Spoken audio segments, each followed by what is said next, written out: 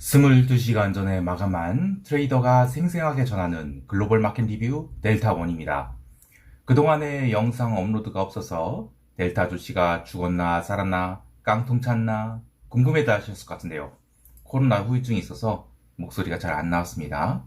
멤버십 게시판에서는 텍스트로 소통을 이어갔지만 영상을 찍지 못한 것은 아쉬움이 큰데요. 조금 컨디션이 회복돼서 녹화를 해봅니다. 그리고 나스닥 매도 15,048포인트에 2개 청산됐습니다. 이제 2개 남았는데요.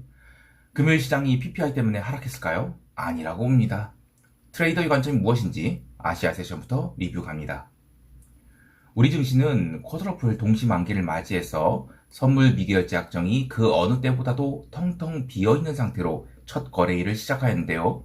지난주부터 우리 시장은 선물 거래가 15분 앞당겨진 8시 45분부터 시작하고 있죠. 데이터가 누적되어야 하겠지만 지금까지들이 흐름을 보면 이 현물 동시효과 마감 전에 선물이 투기적인 포지션이 들어오게 되니까 오버액션과 언더슈팅이 더 쉽게 나올 수 있겠다 이런 생각이 들어요.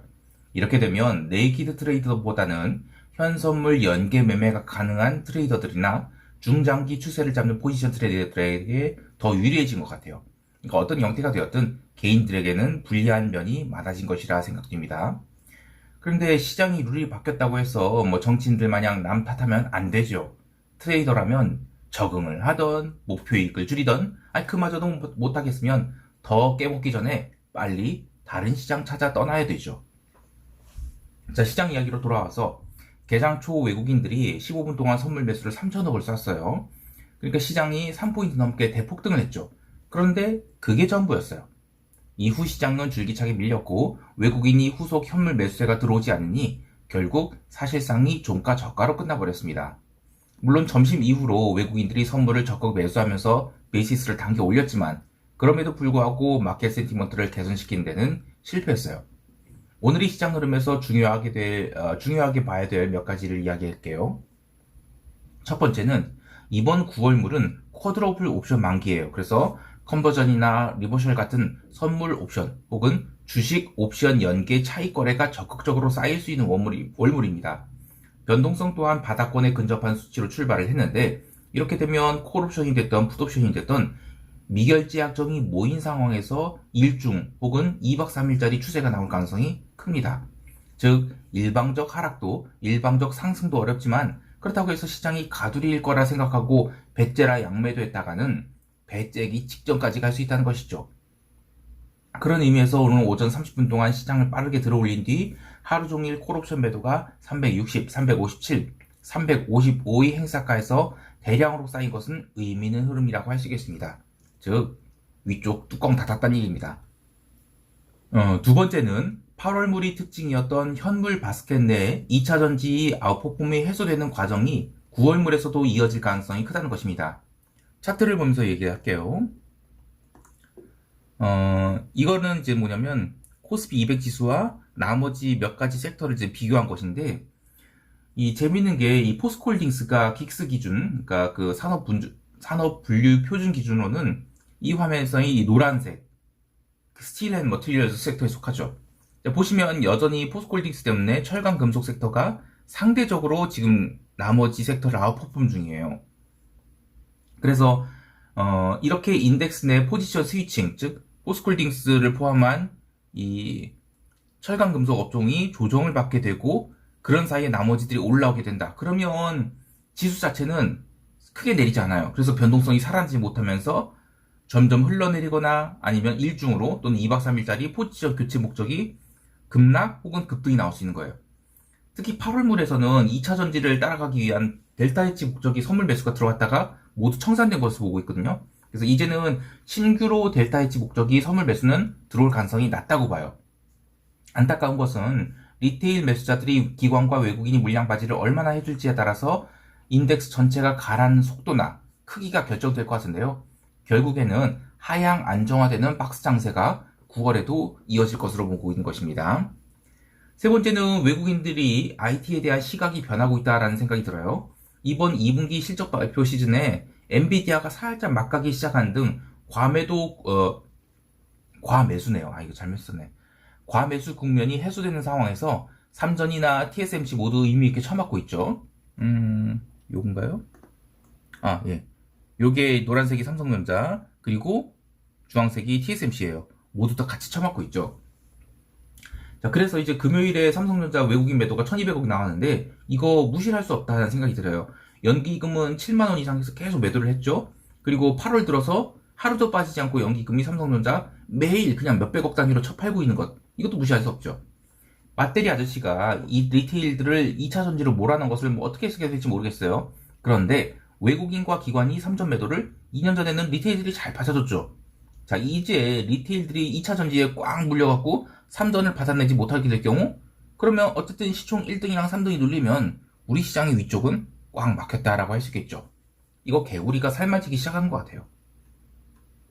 종합주가 지수 또한 2600선을 깬 상태로 새 월물을 시작해서 9월물은 지그재그 흐름이 나타난다 하더라도 아래쪽으로 열려있는 것으로 보고 대응할 것인데요. 참고로 선물 해지매도 22개 모두 채웠어요. 그래서 그렇게 해서 9월물을 시작했기 때문에 올해 코스피는 YTD로 지금 플러스거든요. 더 이상 코스피는 웬만하면 트레이딩 하지 않고 해외 계좌 복구에 집중할 생각입니다. 이제 재미있는 이야기거리들이 있는 유럽 세션 넘어갈게요. 아, 이 녹화가 쉽지 않네요. 이게 목소리를 길게 이야기하는 게 쉽지가 않아요. 자, 다시 들어와서 유럽 증시는 하락을 했습니다. 제가 재밌는 이야기거리라고 굳이 그렇게 표현한 이유를 이야기해 볼게요. 일중 트레이더가 아닌 저 같은 포지션 트레이더들은 하루의 방향성보다는 왜 그런 방향성이 나타난지, 그리고 이게 연속적인지, 그리고 타 자산과의 관련성 무엇인지를 파악하는 것이 굉장히 중요한데, 목요일 유럽 시장이 상승한 이유에 대해서 뉴스플로우는 중국이 여행 규제 해제로 상반기에 유럽 대장주였던 에르메스, 루이비통, 르쉐몽 이런 럭셔리 주식이 상승을 꽂고 있어요. 자, 근데 오늘은 그거 그대로 하락을 했습니다. 제가 정리해놓은 게 있나요? 정리해놓은 게 없네요. 바로 정리해볼게요.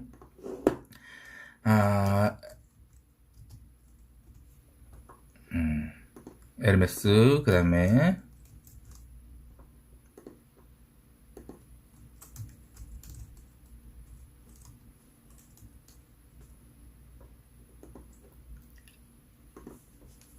자, 여기 보면 에르메스는 그나마 그 고가에서 잘 버티고 있어요. 그런데 루이비통 얻어맞고 있죠.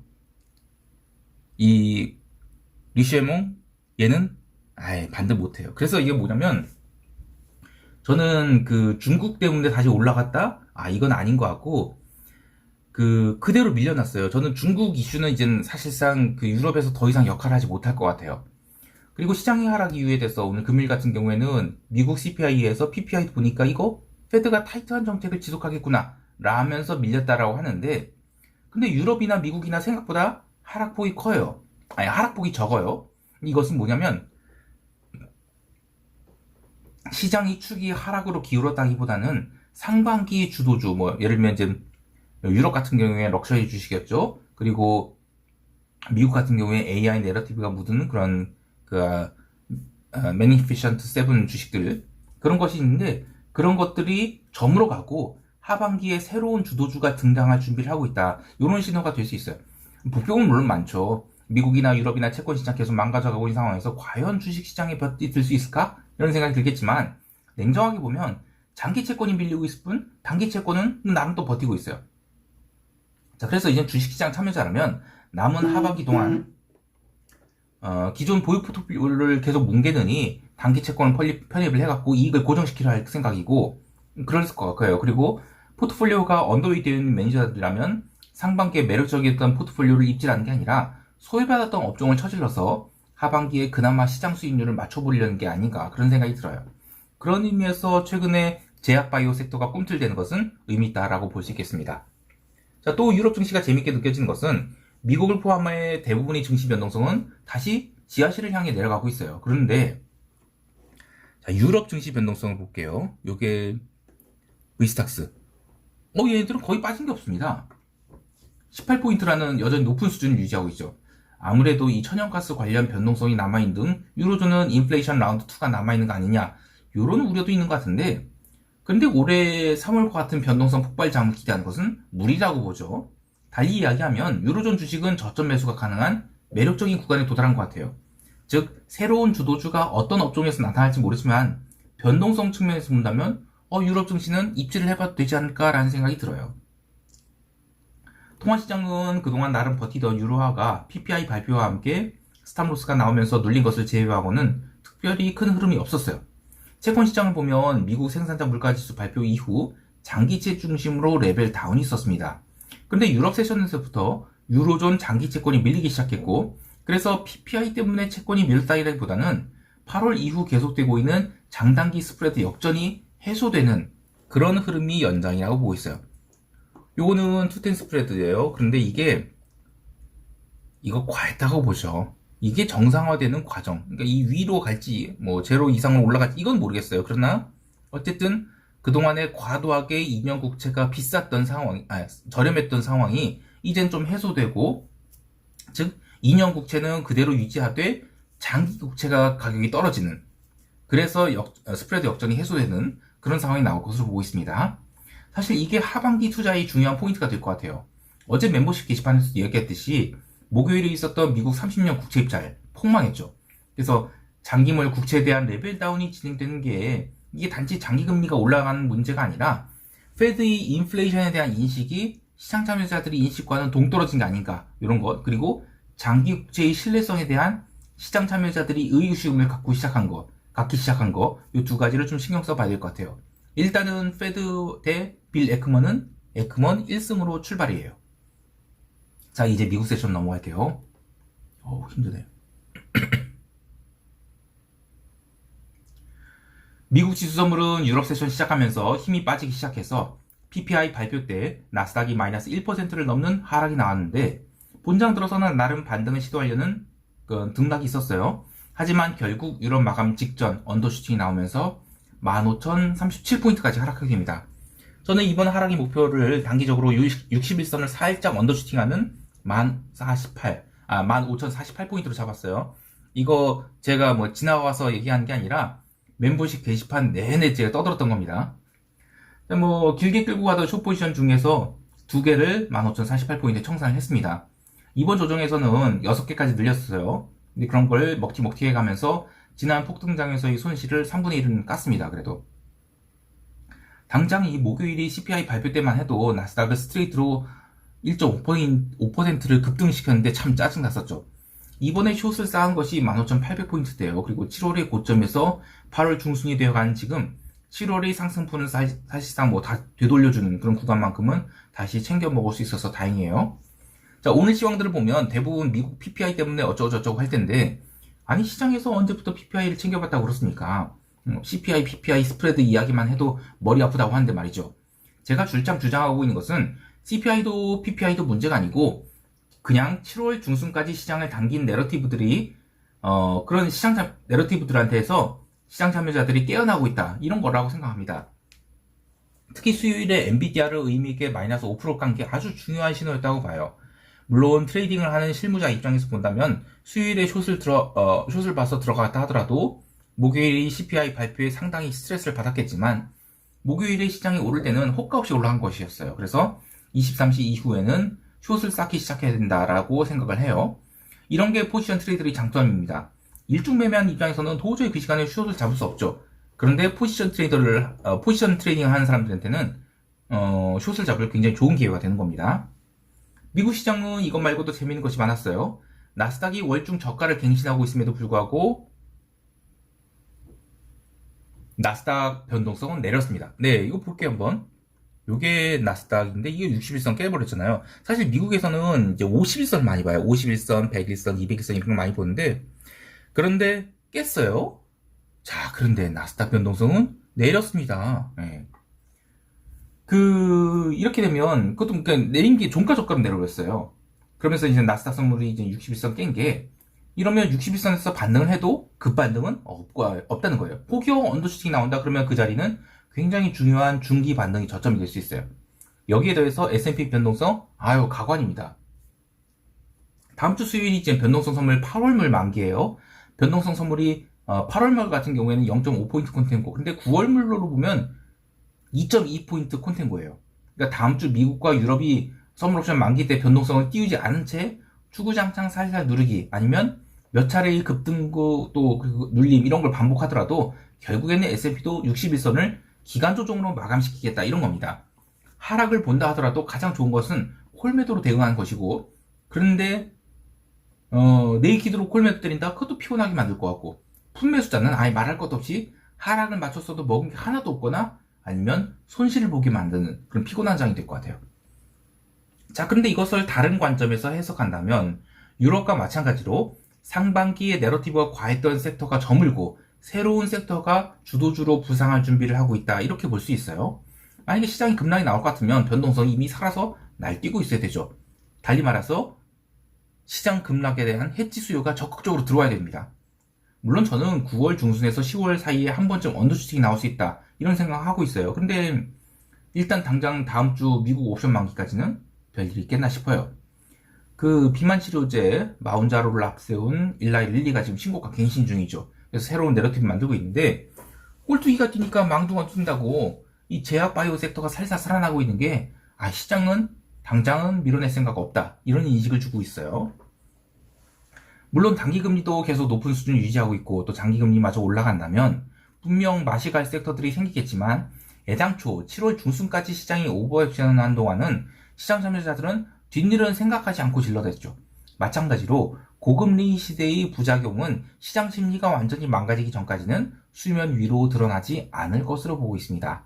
올해는 어쨌든 마지막까지 내러티브로 인한 강세장이 이어지다가 내년에 다시 조정 국면으로 들어가지 않을까 싶어요. 일일 시황에서 과하게 장기 시황을 얘기해버렸네요. 자, 이제 시장 총평하도록 할게요. 다음 주 우리 시장은 하방 테스트가 시작될 것으로 봅니다. 일단 다음 레벨 자리는 330선, 거기를 향해서 주봉 음봉을 만들러 갈 것으로 보는데, 그렇다 하더라도 급락보다는 점진적 하락을 생각하고 있어요. 풋매수보다는 레버리지를 관리해가면서 콜 매도를 쌓았다가 풀었다 하는 전략이 가장 유리해 보입니다. 두 번째는 종목번호 36013 ETF.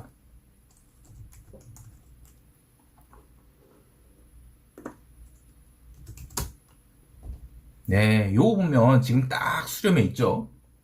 이거 방향성이 터질 날이 얼마 안 남은 것 같아요. 더 이야기하기는 그렇고, 자, 해외 시장 이야기할게요. 해외 시장에 대해서는 나스닥 쇼 2개 남기고 모두 익절했어요. 여기에 더해서 이제 골드를 다시 매수 중입니다. 일단 4개까지 매수했다가 2개는 손절한 상태인데, 골드 매수의 근거는 이 장기 채권에 대한 신뢰 상실이 아직은 드러나지 않았지만 앞으로는 이슈가 될 수 있다라고 보고 있었어요. 다만 골드는 긴 호흡으로 매수해야 되기 때문에 포지션을 세게 시키기보다는 이벤트를 앞두고 포지션을 늘렸다가 익절하는 식으로 레버리지를 관리할 생각이에요. 다음 주 미국이나 유럽이나 모두 옵션 만기 주지만 변동성을 지금 누르고 있어요. 그래서 그런 걸 고려한다면 장중에 지수 매매는 쉽지 않을 것 같아요. 61선을 깼다고 해서 시장이 마구 부러지는 것은 아니란 점을 생각해 두시고, 나스닥이 언더슈팅이 나온다? 그러면 거기서는 롱 관점으로 전환할 생각입니다. 즐거운 주말 되시기 바라며 그동안에 영상으로 뵙지 못했는데 기다려주신 분들께 특별히 감사드립니다. 이상 델타원이었습니다. 감사합니다.